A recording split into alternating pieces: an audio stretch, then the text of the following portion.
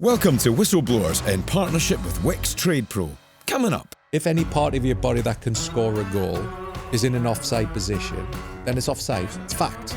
Like a ball over the line, so it should have a 5 centimetre tolerance level if the ball is over the line. What a load of rubbish. You know, it took for him to call out INEOS for them to sack him. But it's like, hold on a second. It wasn't Grimsby Town. It wasn't 19 losses in the Premier League with only 15 wins. It wasn't the Europa League final. For them to sack him just because he mentioned their incompetence, it's a real red flag on INEOS for me. Right, welcome to Whistleblowers. Right, there's some adverse weather in the country. Normally that means the orange ball comes out, but on this podcast we bring out the orange Mark Clattenburg. That's a good. Do you like that? I like that. Yeah, I like really, that. really like Happy that. New Year, Mark Clattenburg. It's lovely Happy to New see Year. you. Nice to have snow around Christmas. It certainly I is. think it's absolutely magical. And we need that orange ball back out in the Premier League. Did the bring it still out? I think even if it's not snowing. Well, let's speak to an authority on domestic football. It couldn't be I don't know what the opposite of orange is, right? But on the Faro and Ball colour chart, pasty So white, funny. Casper the Friendly Ghost. I mean, he's the same colour as his IKEA shelves in the background, and that's a bright white. It's Ian Ladyman in the Northwest, because you've got big games to look after up there. But Ian, Happy New Year, good to see you. As my friend always says, the complexion of a newly born fish, and that's. I've just been away on holiday in the Italian mountains for 8 days, and I got up this morning, looked at myself in the mirror, and thought, "How can you look like that?" Has it been raining for 8 days? I think, you know what I mean? You're translucent. It's just. I'm afraid I can't.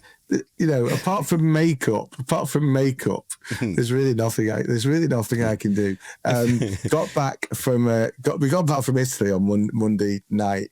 Got back to the house about 8 o'clock. It was like an igloo. Freezing cold. You walk in, you've still got 3 Christmas trees up, all your Christmas decorations are there, and you just think, oh my God, get me back to the mountains, please. Anyway, good to see you two. Good to see you, boys. You two will always cheer me up, and I hope you're both well. We have Gordon, who must have been the happiest man before New Year. Gee, I mean, there's no better gift than beating your derby rivals at home with your young son with you. And again, I was going to ask as one of our questions further down the line in the podcast about the most uncomfortable 15 minutes you ever had at a football game. But when we went from 3-0 up at half-time pretty much to 3-2 with minutes to go, that was an awful feeling. But yeah, it was a brilliant Christmas just because of that, you know. And it's good to see you boys. You know, I missed you over Christmas. I think last year was the year of the snake, apparently, in the Chinese New Year. And this year is the year of the horse, which is all about optimism and excitement. And how have we started that? Well, managers getting binned. As predicted. Long faces. Long faces. Exactly. Yeah, I was going to say... My Chinese horse must have still been running in the King George at Kempton on Boxing Day. It was that bad. Dear me. And yeah, the year of the snake, if it did shed its skin, it would look a little bit like Ian Ladyman. If Mark Clattenburg's skin was shed, it would look like Ian. Now then, boys, we are joined by a very special guest, the co-host of the Football Culture Movement and Inside Scoop podcasts. Recent interviews with big names as well. Antonio Rudiger, Andre Onana. And I tell you what, he's worked with a few big brands. So a man not short of a few quid this Christmas. He's in the right game. Probably about to sign a massive deal with his podcasting company, and he'll end up representing the World Cup in about 4 years' time, knowing the direction of travel in this game. So a very, very warm welcome to Culture Cams. Cams, thanks for coming on. Thank you so much for having me. It's a big honor to be on this podcast, and looking forward to having a good conversation.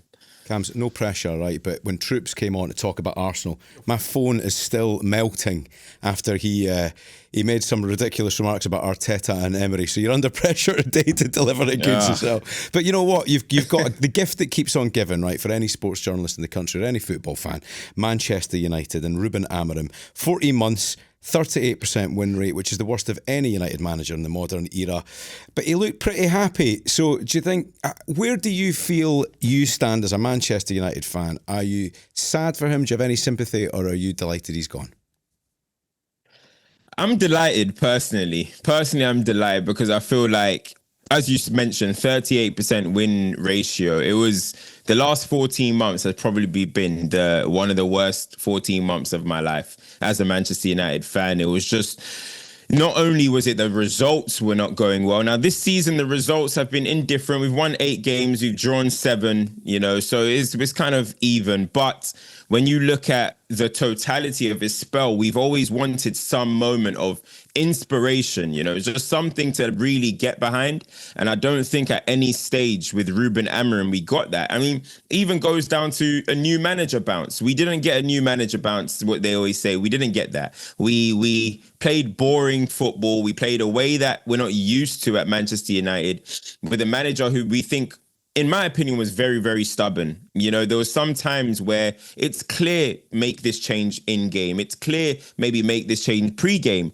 And he wanted to stay in his ways, I think, just a little bit too long. And it got to this stage of the season where I don't want it to all be on Ruben Amorim, though. I think INEOS' handling of of Ten Hag and Ruben Amorim has not been good enough. And, it took for him to call out call out INEOS for them to sack him. But it's like, hold on a second. It wasn't Grimsby Town. It wasn't 19 losses in the Premier League with only 15 wins. It wasn't the Europa League final. For them to sack him just because he mentioned their incompetence, it's a real red flag on INEOS for me. Yeah, if there was a post-mortem of Manchester United right now, they always say that a fish rots from the head down. So what is the head of Manchester United? Is it Ruben Amorim? Is it the manager? Or is it the club in general, do you think, Cams? I feel like there's not a clear direction. Even with what you're saying there in terms of who is the head, I feel like when Sir Jim comes into his interviews, he's spoken about 4 times since he's been in charge of it at United. And it feels like he's very much delegating it to others. But then when you look at who are handling Omar Barada, Jason Wilcox, Christopher Vivell, it's like, who is in charge of what? Who is actually doing what? And in fact, Jason Wilcox's job title has changed like 2-3 times already since he's been here. So it's like, we don't really know who's in charge here. There's reports coming out that Christopher Vivell had a big impact in Ruben Amorim going. But I'm like, aren't you just meant to be on transfers? Like, I'm actually confused as to who is making decisions. Then there's talks that he had a bust up with Jason Wilcox, and it's really just too much confusion. And even the appointment of Ruben Amorim, you think about how much issues that caused. You brought in Dan Ashworth after chasing him, unsettling him at Newcastle, saying you're going to pay his compensation fee. We get him, and then he doesn't want Ruben Amorim. You sack him, and then Jason Wilcox doesn't want Ruben Amorim, but you listen to Omar Barada and take. So it's like, who is really calling the shots here? I think Sir Jim Ratcliffe needs to be really clear with who is doing what at the football club. It's a great point, Camps. And Ian, good point for you to come in here, because you've been following Manchester United for a long time and writing about them. Where does the fault lie for you? Because it feels like the finger of blame is being pointed in quite a few different directions right now. Yeah, where does the blame lie? Well, when things go wrong, everybody takes a share of the blame. It's just the same as when a club does well. If you look at a club like Manchester City or a club like Liverpool, and you start to talk about who to thank for winning league titles, and it goes all the way up from the players through the coach, to the people who hired the coach, to the people who scout the players and sign the players and recommend the players. So everybody takes a share of it. Some are always more eager to put their hands up for the credit than others. And of course, when it goes wrong, nobody wants to put their hand up. The fact is that, again, as Cams has suggested quite eloquently there, the blame lies with everybody. Amorim was a gamble, okay? He was a gamble appointment, because if you've only managed in the Portuguese league, this sounds disrespectful, but it's just true. Portuguese is not an elite league when you compare it to the Premier League or to La Liga, for example, or even the Bundesliga. It's a second tier league. So when you take someone from there, it's always a gamble, because that's the only evidence that you've got to base your decision. Hold on, Mark disagrees a little bit with you, just to hold you up. I wouldn't say Portugal's like a second tier league. I would say Portugal still have strong following. I wouldn't say it's that bad, Ian. No, I mean, in terms of the quality, there's a lot of quality coaches. Around the world at the moment, there's a lot of quality coaches come from Portugal. Yeah, Okay. yes, there are. And if you look at somebody like, Marcus Silva, who is 100% one of those coaches, he had to do an awful lot of 2 steps forward, 1 step back, through Hull and Watford and Everton, and then I think Saudi.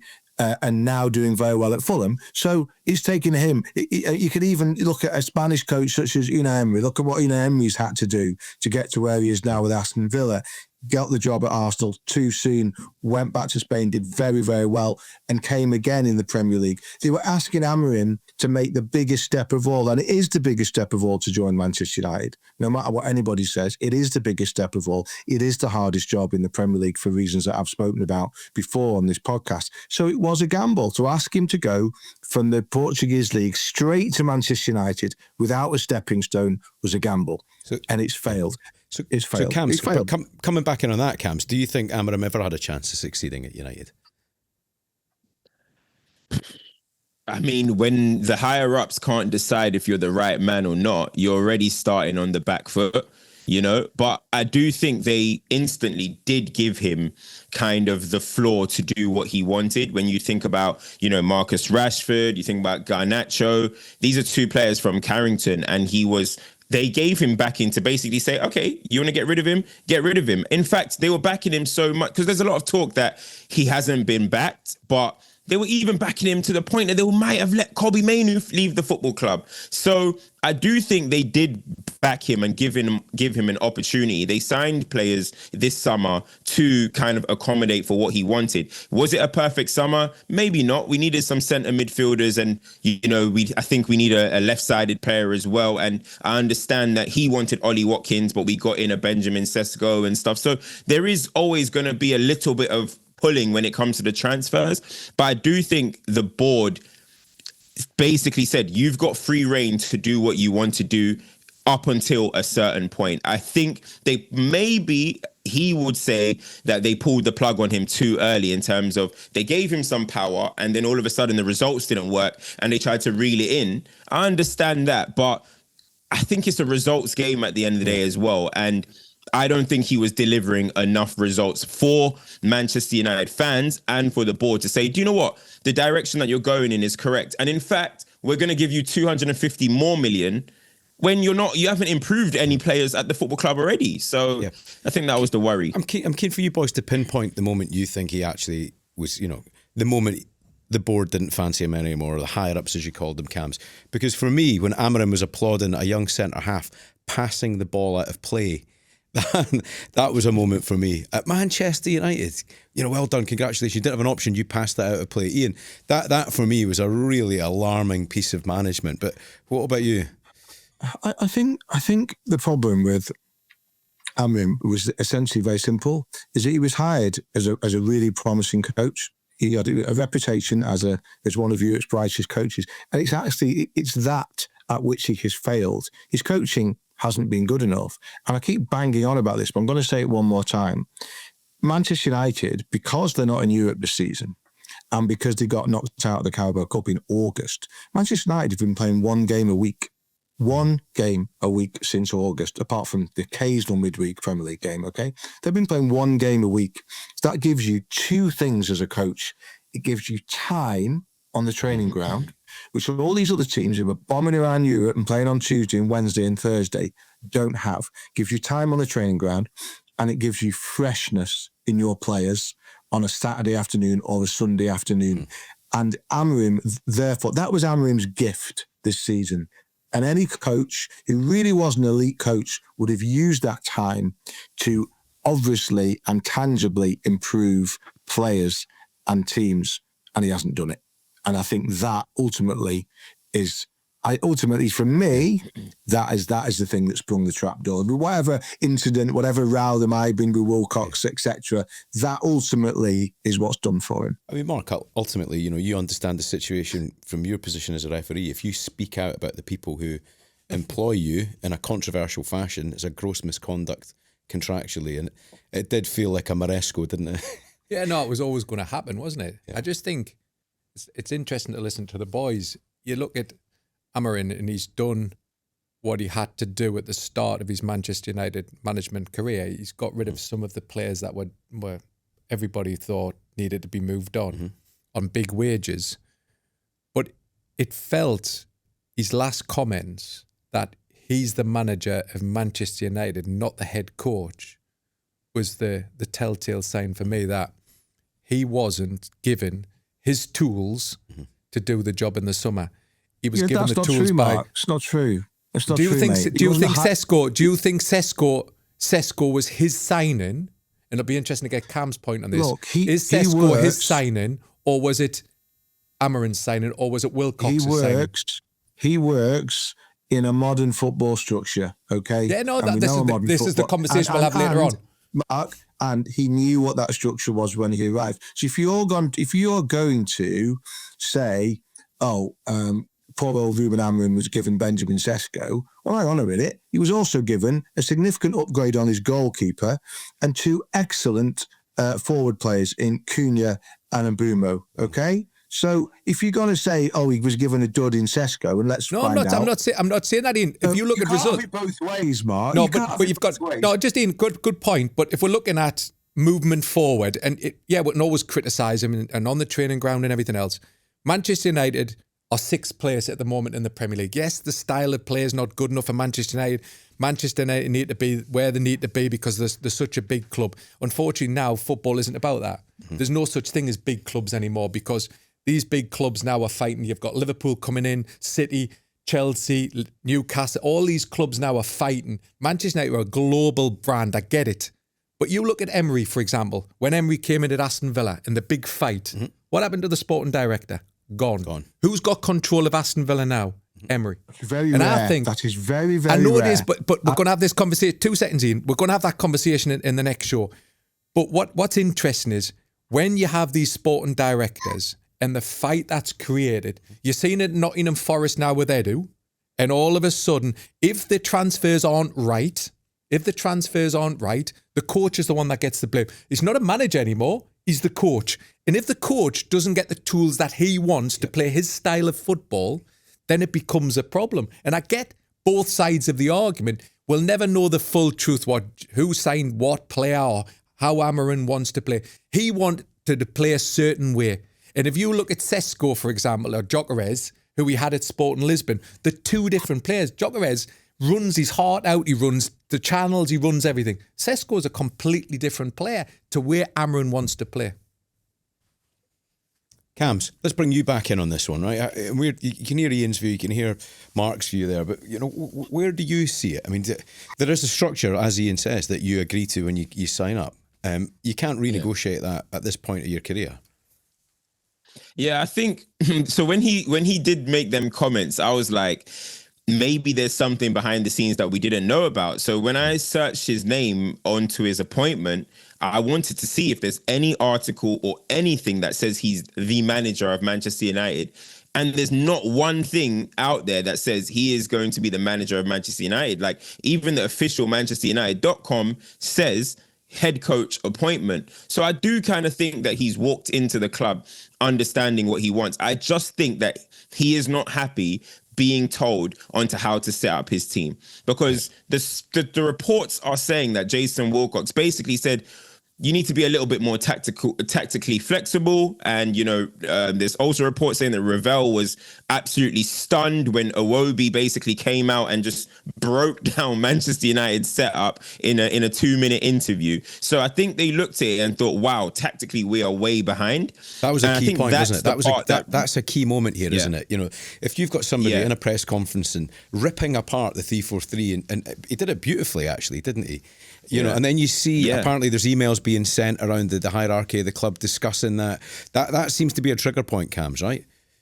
Yeah, definitely. I mean, I think it might have been on. There was a manager that did it last season, but you thought to yourself, Arne Slot, yeah, and you thought to yourself, okay, Liverpool on a roll. Arne Slot's come in. He's going crazy in the Premier League. Whatever. Maybe he's a tactically brilliant. But when Iwobi, just a Premier League player, he doesn't really speak too much about tactics ever, just breaks us down that easily. It definitely was alarming. And I think Amorim is mainly talking about he doesn't want interference with his tactics. Now, transfers, I think he would have always understood that you're not going to get everyone that you want. At the end of the day, Victor Gyökeres, he's not doing the greatest anyway, and that was his first choice, and Gyökeres chose Arsenal. So when you look at what he wanted, I'm not going to speak about like what they would have done at Man United. You never really know. But I don't think his big problem is necessarily the transfers. I do think once Jason Wilcox started coming down often and saying be tactically flexible, maybe go to a back four, I think that's when he started saying, hey, listen, I need to do my job. If you guys are not going to believe in me to even do my job on the training pitch, then what do we have here? And I think that was his final straw. But we've got to remember, he's been threatening to walk since last season. And it's like, mate, nobody's begging you to stay. You're not doing a good enough job. You know what I mean? No, you're not doing a good enough job to talk like that, you know? Like, he's been threatening, like, if they don't want me, they can bring another guy. He's been saying that for a long time. And I think now it's like, hold on a second, mate. You've crossed the line now. Crossed the line there. Ian, that is a great point, isn't it? Yeah, I totally agree with that. The point about, I've sat here and kind of piled into Amorim a little bit. I actually quite like Ruben Amorim. I was quite admire the things that he did in terms of trying to address the culture at United. I think he got it right with Rashford. I think he got it right with. I think that took courage and guts, and he's still taught. It's interesting that he's still been talking about culture issues recently. Obviously, with those issues around Kobe Mainoo and his half brother and Harry Amass and people like that. Martinez, I think there's a scrap with Lisandro Martinez, wasn't there? Yeah. I think it takes courage. I think it takes courage for a manager to do that. So fair play to him for that. And also, I do think that the moment a technical director or director of football or whatever Wilcox's title is this week, whenever someone like that starts to tell you how to play, then they have crossed the line. There is nobody at Manchester United who should be deciding on tactics, formations, selections, other than the head coach. Graham Potter had that problem at Chelsea when he had members of the ownership team trying to tell him who to pick in a team. That should never, ever happen. Even Ratcliffe apparently was interviewing, wasn't he, and saying he wanted a four at the back. So that shouldn't happen. And also, they hired him as a three at the back guy. They knew that he was a three at the back guy. Okay, so there's probably a little bit of culpability there. In terms of the league position that Mark mentioned earlier, I think at the moment what is more telling about the position that Amorim has left Manchester United in is not that they are sixth in the Premier League, that they are a point ahead of Brentford, a point ahead of Sunderland, 3 points ahead of Brighton, 3 points ahead of Fulham, 3 points ahead of Everton. That Premier League from position 14 to position 5 is a spread of 4 points. It's crap. That's what it is. It's crap. That's what it is. Okay. There's two good teams. You know, and I think, and I at the moment, I'm afraid that Manchester United can only claim one thing. It might be that they are the best of the rest, and that's not good enough for Manchester United. Mark. At the moment, it's not. I agree with you, 100%. It's not where Manchester United want to be.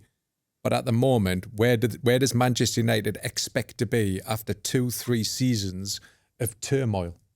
And I mean, Mark, turmoil. The door to the champion, because of what's happening at Liverpool and because of what's happening at Chelsea, the door to the Champions League is wide open this season. Yeah. It's wide open. You've only got to look at the league table. There's 5 places, isn't there? There's 5 places, right? And you're going to expect Liverpool, Chelsea, Manchester City, Arsenal, and it's going to be between Villa and Newcastle. I don't think it's wide open. I never thought it was wide open. If you look at the league table, you've got. I forget the league table. It's only Christmas. I'm talking about the teams going forward. The 4 teams that we've just said: Chelsea, Liverpool, Arsenal, and Manchester City. There's only one place left. Villa look good. It's only between Villa and Newcastle. Are Chelsea significantly better than Manchester? Should Chelsea be significantly better than Manchester United when you look at maybe both the squads? I actually don't think Chelsea are necessarily. Like, I don't look at Chelsea and think to myself, oh yeah, definitely you guys should be finishing above us over the course of the season on how it's going at the moment. I just don't look at it that way. I think when you look at some of the players that United have, I just don't think they're being utilised in a way that they possibly can. And I understand what Mark is saying. Man United finished 15th last season, so we have to be kind of guided 100%. But I do understand what Ian is saying at the same time, because there's been so many moments where we could capitalise on actually being 4th place. You look at us dropping points to Leeds, dropping points to Wolves, dropping points to West Ham. Bournemouth. Like, these are games, regardless, we should be winning these games, you know, and we're conceding 4 at home to Bournemouth. You're drawing to West Ham. These are some of the worst teams we've seen in a long time in the Premier League, not Bournemouth, but the other 3. And it's like, it's a bit concerning for me that we can't capitalize on their moments. I don't actually think, at the start of the season, I said top 6 for Manchester United will be a good season. But when you look at the course of this year, like someone like Aston Villa, they're capitalizing on it. They're saying, oh, you guys, Liverpool, you want to drop points? All right, we'll take it. We thought Newcastle would actually be having a better season than they are as well. And Newcastle are nowhere to be seen. So I do agree with Ian that the door is open a little bit, but I just feel like we're fluffing around as well. Yeah. Just an observation. If you look at Villa, you don't really hear conversations too often about the ownership and about the structure. Emery appears to run that club effectively, doesn't he, Ian? Is that the difference? Is that because results are good? He does now. He does until the moment that he goes. Correct. That's the problem. That is the problem. It's so old. You know what happened to Manchester United when Alex Ferguson walked out the door? He took everything he knew with him inside his head. Didn't leave much behind. There could be a bit of that at Aston Villa when Emery goes, but at the moment, having had a season in the Champions League, they look like they're might get in the Champions League again. Villa fans would probably take that, but I do think that there's an enormous question mark over what happens at Aston Villa when Emery walks out the door. So we can guarantee Emery won't take the Manchester United job. We can guarantee Marco Silva will not take the Manchester United job because both of them work in the different structure to what Man United are going to give them. Yeah. That's fact, isn't it? It's a good point. You're going to have a coach now, and this is the most difficult thing now, a coach that will work in that structure. And you've got Glasner upset at Crystal Palace because they're working a structure and, you know, financial fair play and all of the things that go on behind the scenes. Coaches are getting upset the way this now structure's going. Where they're going to get the next coach from? Well, that's the next question, Cams. Who would you like to see in charge of Manchester United? And when is another important part of that question. It's such a difficult question. I'm looking at the shortlist and it has every single manager that you can imagine right now. So right now I'm kind of confused as to what direction Manchester United want to go in with a coach. You know, I'm just going to be perfectly honest. You know, there's talks about somebody like Xavi, where he's managed at a big club. He's a legendary name. He can command respect, but there's also question marks because he hasn't managed in the Premier League. And then you look at someone like Roberto De Zerbi, who I think on everybody on the list plays absolutely brilliant football, but De Zerbi could have you second place, then say the maddest thing ever, and all of a sudden his job is at risk. Like, that's the type of guy he is. He's very volatile. So I'm favoring towards De Zerbi, but I think the reason why I'm doing that is because Ten Hag football bored me. Ruben Amorim football bored me. It's been a long time since I've watched Manchester United go into games and want to dominate every game. It is boring. And I think watching United is boring. Cam must have been a little boy when you actually watched Manchester United play well, because they haven't played well for years, have they really? Yeah. I'm being honest. I'm not being honest when I say that. Since Sir Alex Ferguson, even the last year of Sir Alex Ferguson, when he won the title, weren't great football. They just won the title. No.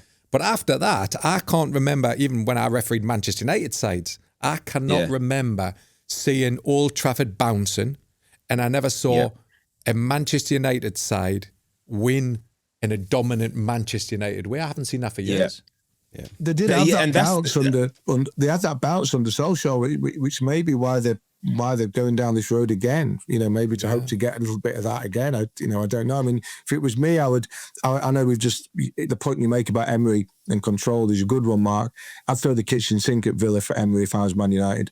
I'd throw the kitchen sink at. They did have a little dip for him before they appointed Amorim and were put off by the money. I think I would throw the kitchen sink at Emery and just see if they could make that happen. Because if he can do what he's done with that squad at Villa and quite limited spending capacity at Villa, just ask yourself what he could do with Manchester United with a bit of money.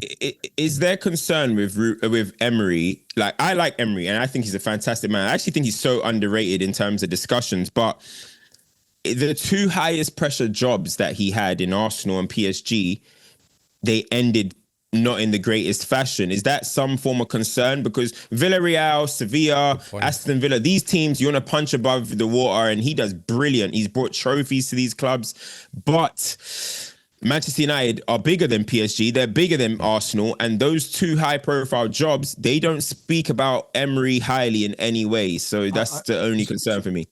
It's a really good question. I would suggest that he's not the only person to be spat out by PSG. It's almost impossible to work out before Enrique kicked all the egos out the door. And, you know, Thomas Tuchel, for example, struggled there. And I just think Arsenal was too soon for him. I think the language issue was a big deal from them. I just think he's a better coach than he was then. Yep. And he's showing it. Yeah. I think he's probably the best coach in the Premier League. Well, let's not forget, boys, all hail Darren Fletcher in the meantime, right? A great Scottish man taking control. And we wish him all the best, actually, at Burnley, because that's a special moment for Darren. But I tend to agree with you, by the way. Unai Emery is the only manager, I think, that's got the stature, experience, pedigree, leadership, ability to manage up as well as manage down, which is the thing in an organisation like United. And also, he could take John McGinn with him. Right, that's the end of that. Right, Cams, a massive thank you for coming on. Culture Cams, please check out his podcast as well, Football Culture Movement, and check him out on the Inside Scoop podcast as well. Cams, we'll have you back soon. Thanks for coming on. Yes, thanks a lot, guys. Right, before we get back into football chat, we're in partnership with Wix Trade Pro, and honestly, if you're a tradesperson listening, this is one you want to hear. Aye, because Wix Trade Pro is here to save you time and money. Save 10% every time you shop in-store or online. No minimum spend, no faff, just proper savings. Wix know that tool theft can have a devastating impact on you, your life and your livelihood. And since prevention is always better than a cure, let's start there. They've just launched something genuinely smart with Deter Tech. It's called Smart Water, award-winning forensic marking technology that helps combat tool theft. Basically, mark your gear and it becomes traceable and recoverable if it's ever nicked. Amazing. Anyway, 3 steps. 1, mark your tools with the applicator and solution. 2, stick the deterrent signage up. And 3, register it so anything nicked can be identified. Simple, effective, and gives you peace of mind, which is more than Mark ever gave Premier League managers. Unbelievable. Download the Wix Trade Pro app to sign up today. I definitely called this at the beginning of the podcast, that I thought Amorim would be gone at Christmas, and he is gone. But the broader conversation we've been having behind the scenes is actually about the culture of young managers and how perhaps is it a fashionable thing? Is it a cyclical thing, Ian? Are we going through a spell where it seemed to be the right thing to employ sort of an energetic young coach? Why are we overlooking experience, do you think? And are we overlooking experience? Is it just a myth? I don't know if we are overlooking experience. I think experience, for a start, is expensive. Experience is expensive. And experience comes with certain demands. We know the way that lots of football clubs are organised and structured these days in terms of directors of football and things, and the control that they like to have. And, you know, managers don't have quite the control that they used to have, something that Ruben Amorim was at pains to express in that kind of suicide note press conference he gave at Ellen Road at the weekend. Also, I think some clubs are keen to explore new ideas, and young coaches sometimes do have a fresh look at things. But let's not pretend that this hasn't happened before. If I asked you a question, how old do you think Brian Clough was when he took over at Derby, a club who he went on to win the English Championship with and take to the last 4 of the European Cup, before he did all of that with Nottingham Forest? How old do you think Clough was? Early 40s. He was 32. Right. Brian Clough was 32 when he took over at Derby County. He was 39 when he joined Forest. Jose Mourinho was 41 when he took over at Chelsea, of course, from Porto. Same age that Rossini is now, that he goes from Strasbourg to Chelsea. So Sir Alex Ferguson was 44 when he left Aberdeen to go to Manchester United. But I know what you're talking about. I know exactly what you mean. I'm just not sure. I think it's the way that some clubs are doing it, and I think money is part of it for a start. I think it's hard to get expensive managers because they use experienced managers. They use the in jobs. Man United want to go and get Unai Emery from Aston Villa. It costs them a fortune. Okay, certainly a lot more than it cost them to get Ruben Amorim out of Sporting Lisbon 14 months ago. So Mark, I mean, your observations as well might be similar here. You know, having managed senior managers with a lot of experience, it does look like the touchline and the dugouts have younger managers at the moment. Why do you think that trend's happening? It's completely changed, hasn't it? It's completely changed over probably post-COVID, because I look. In fact, they shouldn't call it the Manager of the Month anymore award, should it? It should be Head Coach of the Month, because there's no such thing as manager anymore. Everybody's a head coach. And it's interesting because I look back, and even when I was refereeing before 2017, even 2019, Saudi and China, I don't see or cannot remember any of these head coaches coming in that we see in the Premier League as players. I don't see them as players that I've thought, oh, they're good players. And I'm not saying good players will not make good coaches. Liam Rosenior, did you ref? Liam I did. And, you know, a good player, good championship player. You know, he's gone on to become a good head coach. Hull might differ. He took Hull to the playoffs and got the sack, and then went to Strasbourg and done exceptionally well. Young coaches are doing well. Is it because young coaches now are working within the structures of the way football clubs are run? You look at Brighton, for example. Brighton have had, 3 head coaches? Graham Potter, and they've had 2 other head coaches since. Areola. Deserving. Yeah, 3, yeah. So they've had this. They've all worked within that Brighton structure. Maybe they've done their due diligence when they've hired the coach to make sure that this coach is going to fit within that structure. Because you never see Brighton or Bournemouth or these teams that have that structure ever coming out and complaining. You know, Crystal Palace have got slight. But that was the reason that the Zerbi didn't stay that long at Brighton, because he struggled. Because he couldn't, yeah. Whereas Hurtslow and Potter before were quite comfortable with it. But it's interesting then you look at Liam Rosenior coming into Chelsea. You know, he's got a tradition of allowing young players to come through, which is what Chelsea want. You know, he's got a started to build a good CV with Derby, Hull, Strasbourg. He's starting to get international flavour, which is also important. I think I like a coach who's coming in and got a flavour of everything. You know, you criticised Amorim before, Ian, about not having Premier League experience, but it's important that you've got Champions League experience, you've got different cultures experience, because every bit of culture certainly helps you when you certainly come into the Premier League, because now the Premier League is multicultural anyways, isn't it? Yeah. You don't see many English players on the playing field. You've got a lot of nationalities that's within a squad. So they've got to be able to deal with all them cultures. I just feel young coaches now are coming in more and more over experience. It's interesting. You put David Moyes as an example. David Moyes is an exception. David Moyes has turned around Everton Football Club. I think, and they tried it with Lampard.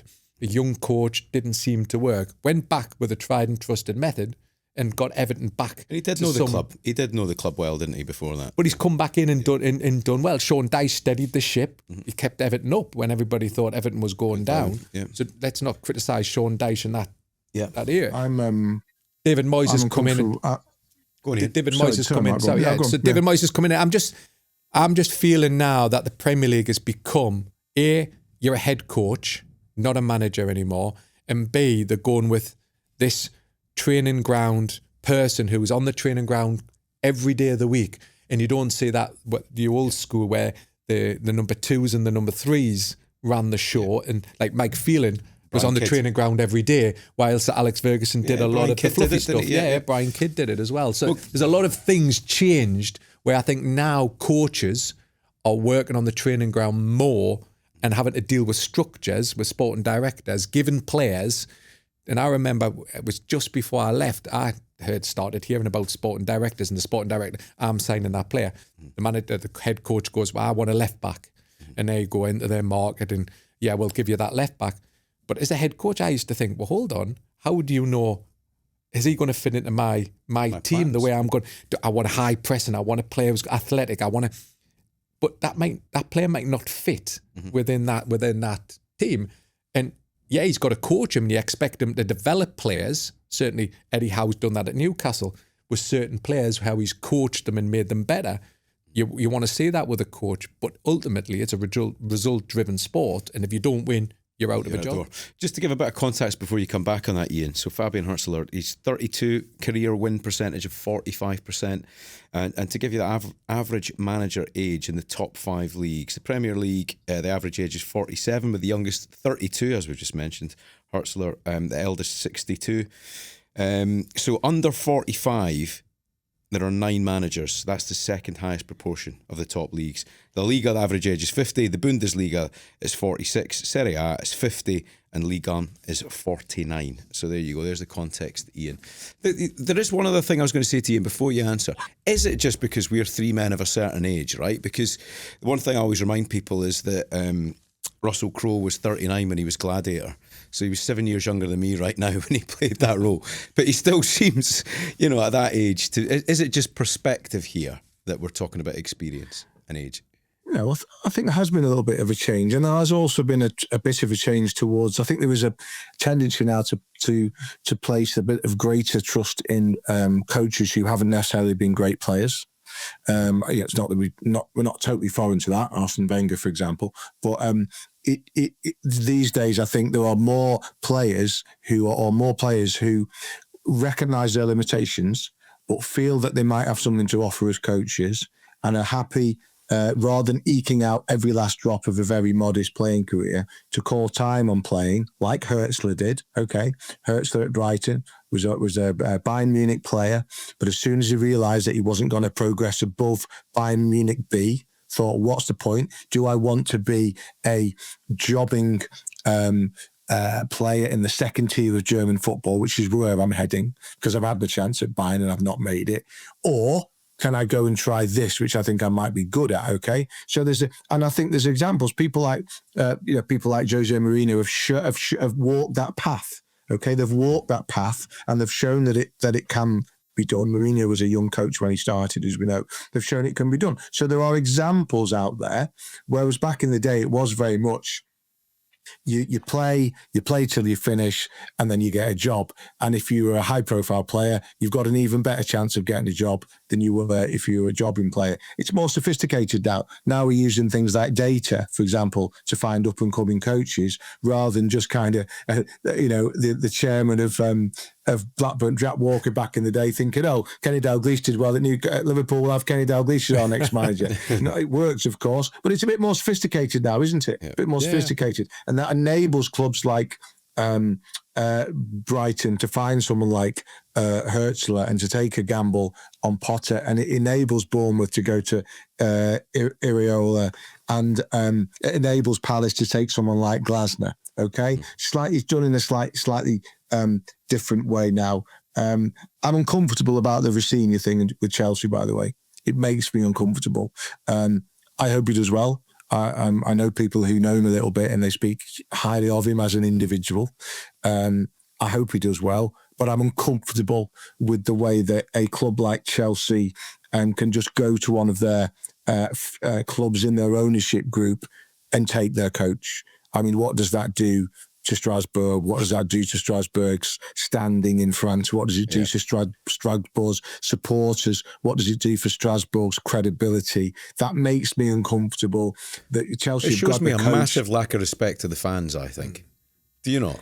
It shows it for what it is, and the term feeder club could not be more appropriate in this instance, because it's a small club feeding the big one, and to hell with what happens at the small one. Club, that makes me feel that makes me feel uncomfortable. Pretty ugly. Yeah. There can only be a handful of Manchester United fans who haven't wondered if they made a mistake letting Moyes go when they did. The one that United fans tend to talk about, and it's pertinent because he's back on the radar again this week, the one that United fans talk about is Solskjaer. They talk about Solskjaer, but there's a lot of, without going into it deeply, there's a lot of revisionism about the way that Solskjaer did it. Is that not because he knows is that not because he knows the DNA of the club, Ian? What does that mean? I mean, well, I know, but he knows. Mark. He knows. Like, for example, I look at Manchester United, right, and I've always, and I don't know why, I've always been inspired with the way, for example, they turn up at a game, the suit, the badge. You know, that side of it that's Manchester United, the elite. And I always felt, it's like what does it certain mean? things. I know you say that, but for me, I've always been a person who, for example, when I was a referee, I always wanted to wear a shirt and tie. I don't know why. It was just that level. And I thought over the year, like Solskjaer brought in a lot of stuff, and they've talked, Manchester United, Amorim's talked about it as well, the culture, you know, the headphone. It was interesting. I heard Wayne Rooney say on commentary of an Amazon, that wouldn't happen at Sir Alex with headphones on your ears. It seems to be that, and Solskjaer knows, I'm not talking about the DNA, but I'm talking about Solskjaer knows the culture. Darren Fletcher knows the culture. Is it somebody that needs to come back to that club to give them the DNA back to say, this is Manchester United, we are elite? Yeah, get going, Ian. This is exasperating you. You know what, Mark? If Sir Alex Ferguson was manager of Manchester United now, 13 years after leaving, I think footballers would be allowed to wear headphones getting off the team bus, because one of Ferguson's great qualities was an ability to change and to change and develop and evolve in line with the way that popular culture and habits are evolving. Okay. Rio Ferdinand was one of the first players in the Premier League to take to Twitter back in the day. You know, Fergie could have banned it.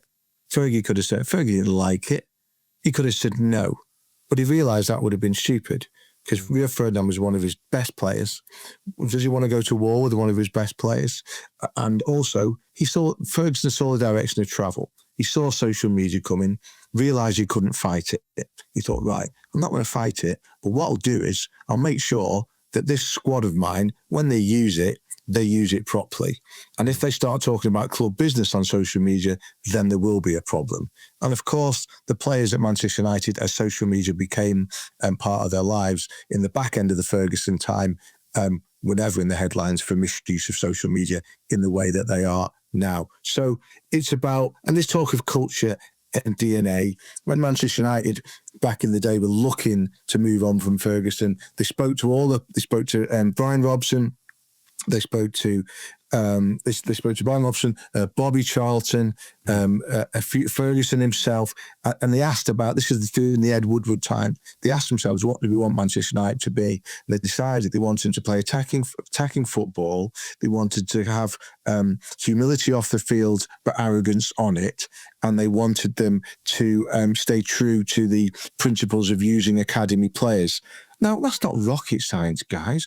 Why would every big club in the country not want to adhere to those principles? We need to get away from the suggestion that there's something special about the Manchester United DNA. Yeah. I mean, what is there? Is it any different to the Celtic DNA or the Liverpool DNA or the Arsenal DNA? It's all about winning and winning with style and playing on the front foot and behaving the right way. So Manchester United needs someone who can coach, and they need to sign good players. It's as simple as that. Simple as that. Right. Okay, we're going to move on to the good, the bad, and the barmy now. Mark Clattenburg spent Christmas getting wound up by referees and refereeing decisions. So new year, nothing new when it comes to those decisions we're talking about. So the good, the bad, and the barmy. Mr. Clattenburg, I think we're going to talk about Florian Wirtz, right? And it's the goal against Fulham. He scored, thought he'd been called offside, so he didn't celebrate, right? Yeah. That's about right. But VAR reviewed it, and then the goal stood. Now, this was a really fine line. So, good, the bad, and the barmy. Explain why that was getting your blood boiling. Well, I think it's took over, 4.5 years, when allegedly they'd made this decision. And I'm saying allegedly because it was never really brought to anybody's attention, that the Premier League would have a tolerance of 5 centimetres, which I would need to look again over a lot of offsides to see if that 5 centimetre tolerance level's been used on every occasion. Mm-hmm. Because we've seen toenails offside in previous seasons and had massive debates. It's a big toenail. So all of a sudden and what makes Florian Wirtz's goal even more looking offside is because of the cut of the grass. The cut of the grass gives the foot more that it's ahead of the second last free defender.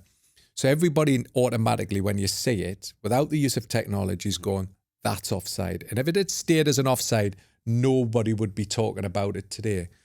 But because, and it's not the VAR, it's the technology, has a 5 centimetre tolerance, which I heard that the Premier League clubs agreed to have it in, so they didn't have toenails given offside, which we have seen over the years. That's why it was brought in, so they wouldn't have the tight margin. My concern is the laws of the game state if any part of your body that can score a goal is in an offside position, then it's offside. It's fact. Like a ball over the line. So should we have a 5 centimetre tolerance level if the ball is over the line? What a load of rubbish. If it's offside, it's offside. If the ball's over the line, it's over the line. Yeah. Let's not have tolerance levels. Allow Arsene Wenger to have his piece in the summer where it'll be full bodies. That's another law change. But at the moment, the law is if any part of your body is in ahead of the second rear defender, because normally the goalkeeper's the last man. Yep. If that part of the body is in an offside position, it's offside. Why we've got a 5 centimetre tolerance level, which makes it now... He didn't celebrate. And everybody now thinks the technology is more of a joke than it is. Ian, was it a goal? My missus has had a 5 centimetre tolerance level for years. That's all I'm going to say. Because you're only 5'2". Moving on. We should move on. I don't think Mark got that joke. I did. Right. The first thing I will say is that he felt he was offside. He just looked offside, didn't he, Vert? Yeah. He just looked like he was offside. Yeah. Okay. It looked offside. Mark's point about the grass is absolutely correct. You look at the cut of the grass and you think he's offside. However, when you then see the graphic that's produced by the semi-automated offside system, to me, he was onside. So that says to me that the cut of the grass isn't square, which is every possibility it might not be. It might not be square. On the graphic produced by the semi-automated offside system, he looked onside. So I'm comfortable with that. The 5 centimetre margin thing sounds like a nonsense. And it's the first I've heard of it. So the green line, the actual line that they use to show you the graphic of the offside line is the 5 centimetres. So what that is, it's got a 5 set. So right. the actual line when it's drawn by the computer, it's not a human being, it's a computer. And when that computer, it puts in you can have a tolerance level of 10 centimetres if you want, and it just draws the line bigger. Yeah. So it'll put the line where you want it to be, so it'll look like the foot's even more. So whatever you want to put it, it's that green line thickness, which was the 5 centimetres, is the one that created the problem. Because even though the line goes, you can still see part of Wirtz's foot still in an offside position. But because of this tolerance level that they now talk about, which I've never heard of before till now, to suit this goal. So is he offside for you then? It's just offside. But because of the tolerance now, I'll put it in. Because I've got this tolerance level, it's onside. Because the fact that he didn't celebrate the goal in the first place kind of changed the mood. He looked so guilty. He looked so guilty, didn't he? I mean, I'd be coaching him, saying, "Listen, you need to work on your poker face, son." Classic semi-professional junior football. I scored 1 goal as a Sunday League footballer, from right back. I scored 1 goal. And afterwards, after I scored the goal, the opposition were claiming offside. They're like, it was yards offside. The referee actually asked me if I thought I was offside. Sorry, I'm going to be off, yeah. I said, absolutely not. Goal given. Well, one last subject to discuss today, and it's something that gets people really wound up, and rightly so, is that the FA Cup magic, and does it still exist? Because for me, it's still a huge part of football. I absolutely love it. I think the third round is just about upon us, isn't it? Goes back before that. It's magic, isn't it? Giant killings. First round qualifier for these non-league teams is magical. Yeah. Magical. Yeah, and there's all this. It's been grumbling for quite a few years now, this notion that the love for the FA Cup's dwindling. But Mark, as a referee in an FA Cup tie when there's a potential giant killer must have been a thrill for you. It was brilliant. I remember a game, and this is what made the FA Cup, and I was very fortunate in life. I could have ended my refereeing career at this point. And it was Luton-Liverpool, if you can remember it, Ian, 3-5. And Alonso's goal. Oh, blimey. Yeah. Oh, so blimey. Luton, I don't. I don't remember that. So Luton were ahead. I think Luton were ahead 3-1, if I could recall. Yeah. And Liverpool came back. It was a giant killing at Kenilworth Road, and everybody thought it was going to be giant killing, and it went 4-3. And I think it was Marlon Beresford, the goalkeeper of Luton, came up for the corner, and the ball broke, and Alonso got it. And I was just about to blow the full-time whistle, and as I looked up, Alonso shoots, and I thought, put that whistle down, just see where this ball goes, and it ends up in the top of the net to make it 5-3. So that giant killing, that moment, that game itself, for me, made the FA Cup. Where I lost the FA Cup for me as a fan, and I loved the whole morning, following the team at the hotel, the bus going into the stadium, the build-up was the dreams of every young child. Yeah. And where it all lost for me, when we moved the kick-off from 3 o'clock to suit TV companies, 5:15. I think my FA Cup in 2016 wasn't at 3 o'clock. It was to suit the TV companies, and the tradition had lost that moment where the FA Cup was always played. The FA Cup final was always played on the last Saturday. That changed because of Champions League. We now moved the FA Cup sometimes during the Premier League season, so it was never the final match. For me, the FA Cup final was the final match, kicking off at 3 o'clock at Wembley. That's right at the heart of this debate, isn't it, Ian? Because it's now behind a paywall, effectively, isn't it? So TNT will show it. So, you know, the fact that it's not on terrestrial telly, does that change things? Or is that just an outdated notion, Ian? Oh, the FA Cup has faced many challenges, hasn't it, over recent years? Mark has just touched on one very important one there. I agree with that one. It's now spread over not just a weekend, but almost like a mini bank holiday. Starts on a Friday and sometimes finishes on a Tuesday. I remember last year being outraged by the fact that the draw for the next round was actually taking place before the previous round had even finished. I was at a game at Nottingham Forest on a Tuesday night, an FA Cup game, and the draw was made at half time of that game. So all kinds of things, and obviously replays and being abandoned and things like that. Lots of things, lots of challenges, squeezed by the schedule, disregarded by many clubs. It's amazing that it's actually still has a place at all in our minds. What's really interesting, something that's overlooked, is that people of our generation talk about the FA Cup, okay? People of generation beneath us still talk about the FA Cup. One of the issues is that many players, especially the foreign players who come to England now, they don't have the understanding of the FA Cup. And why should they, really, when you think about it? Why would they? And indeed, you could say the same as some of the coaches. So there's a squeeze on it, okay? But I think that some of my most memorable recent experiences in football have been around the FA Cup. The final last season when Palace won, that incredible semi-final the season before when Coventry came within a toenail of beating Manchester United. Incredible game. Leicester, Brendan Rodgers, Leicester beating Chelsea in the COVID final when there was fans back in the stadium back in 2021, whenever it was. So the FA Cup is still there. The FA Cup can still grip you.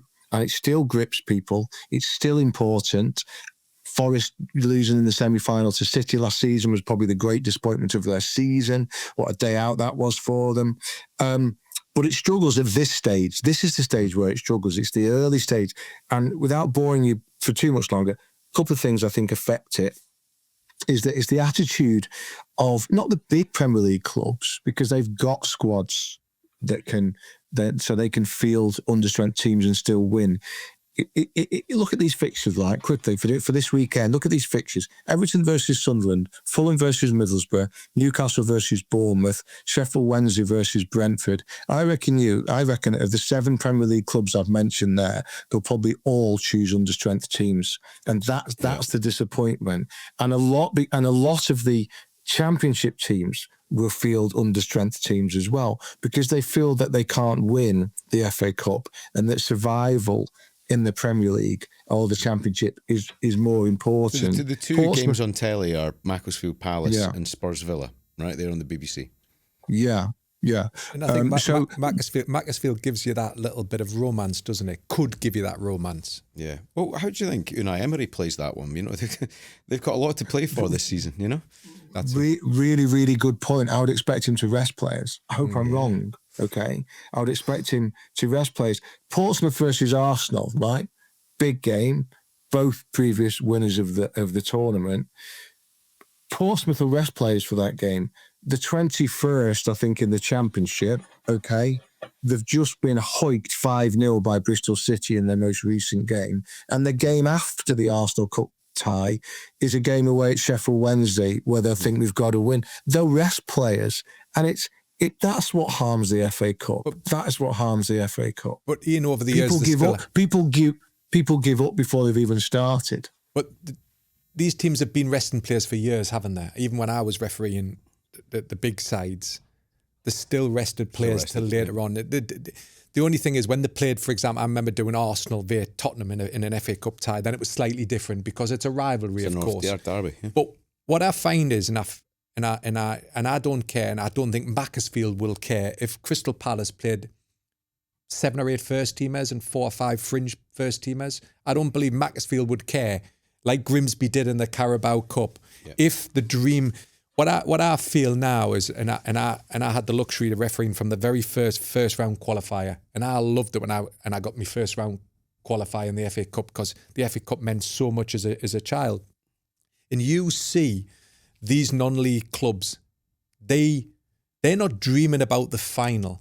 They're dreaming about getting as far as they can to maybe the 4th round qualifier, 1st round proper. If they can get to that 1st round proper financially, it makes that club stable. And if they get a big first division club, which I remember Bedlington Terriers, probably won't, Ian. It's a northern league club.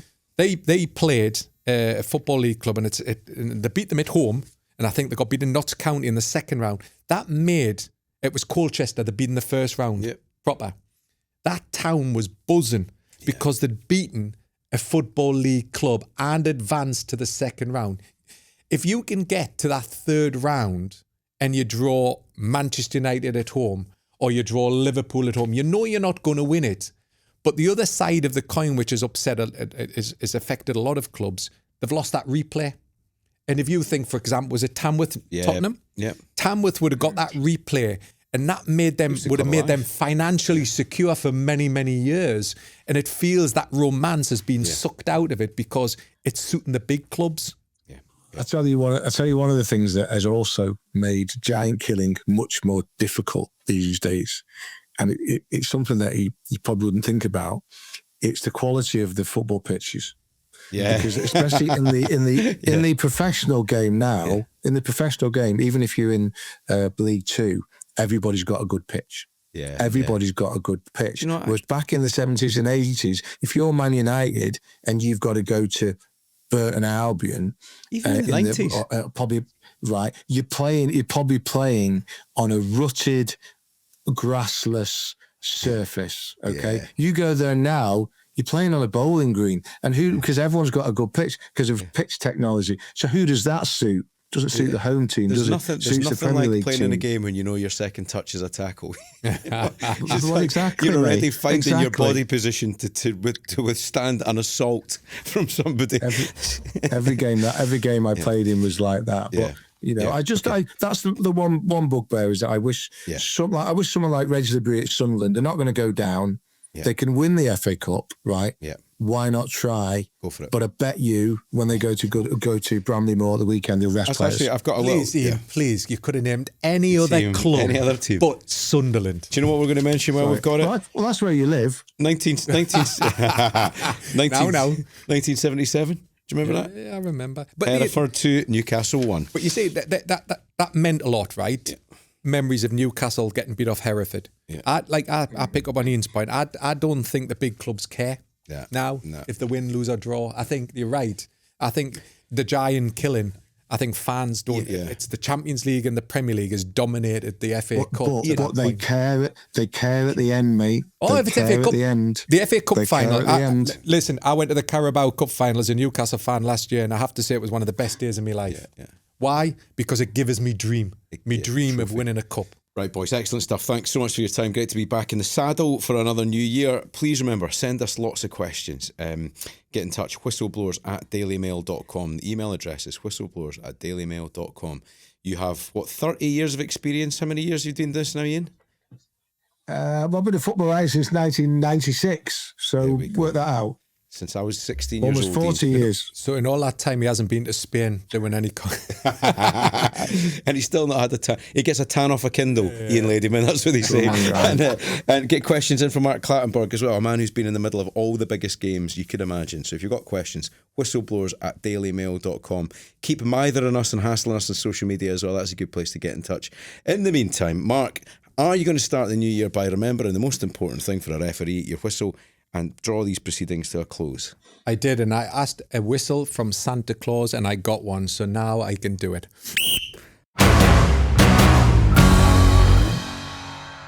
Thank you very much for watching Whistleblowers. Please subscribe to our YouTube channel. Remember, episodes every Thursday and Tuesday. And on a Sunday, you'll get our clip of the week.